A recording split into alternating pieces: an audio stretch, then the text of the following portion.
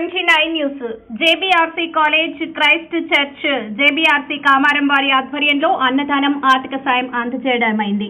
కర్నూలు జిల్లా మంత్రాలయ నియోజకవర్గంలోని Christ church JBRC Kamavaram వారి ఆధ్వర్యంలో కాచపురం జ్యోతి ఆశ్రమం నందు అనాథులకు అన్నదానం మరియు ఆర్థిక సాయం చేయడం జరిగింది. ఈ కార్యక్రమంలో అనాథలను దిక్కులేని వారిని కనికరించాలని, నిష్కలంకమైన భక్తి అంటే అనాథలను విధవరాండ్రను పరామర్శించాలి అని, బీదలను కనికరించాలని బైబిల్ని బట్టి మా ఆత్మీయ తండ్రి జయశాలి పీడి సుందర్రావు మాకు నేర్పిన బోధనను బట్టి ఎన్నో ధర్మకార్యాలు చేస్తూ అలాగే ఎందరో భక్తులు చేశారు.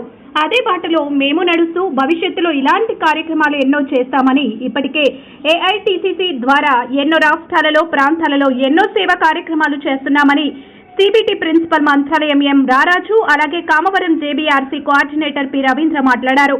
ఈ కార్యక్రమానికి S Israel, AITCC Mantralayam president Shantaraj, vice president Subhash Ratsamari, Shantiraju, Ratnamayya, Kamavaram Giddayya, Adamu Sudhakar, Peddanna, Mudraj, JBRC college మరియు సిబిటి కళాశాలల విద్యార్థులు తదితరులు పాల్గొన్నారు. MG9 న్యూస్ తో మంత్రాలయం ఇన్ఛార్జ్ తిమ్మారెడ్డి.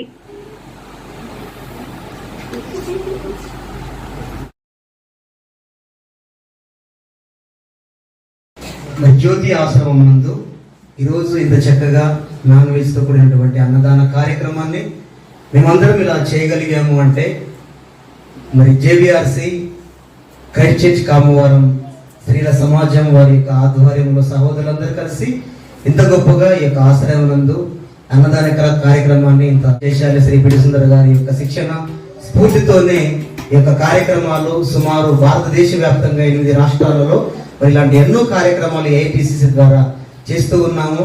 మరి బైబిల్ నేర్పినటువంటి స్ఫూర్తి క్రీస్తు యొక్క బోధనలో మమ్మల్ని అందరినీ కూడా ఇలా ప్రతి ఒక్క ప్రాంతంలో అనాథులకు, వృద్ధులకు, అంగవైకల్యం కలిగిన వారికి, పేదలకు, దిక్కులేని వారికి సహాయం చేయాలని అన్ని విధాలుగా మరి ఆత్మీయ తండ్రి గారు ఈ రోజు బోధనల వలన మేమందరం కూడా మరి ఆ స్ఫూర్తితోనే ఈ కార్యక్రమాలు చేశామని మేము గర్వంగా చెప్పుకుంటూ ఉన్నాం. ప్రియులారా, మీరు మీ యొక్క కార్యక్రమం భక్తిపరుడు అంటాడు. భక్తిపరుడు అనడానికి ఏమిటి, ఎందుకు భక్తిపరుడు అన్నాడు? కోరిని ఎందుకన్నాడు చెప్పండి.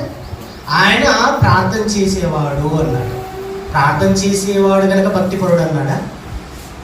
ఆయన పాట పాడేవాడు, పాట పాడే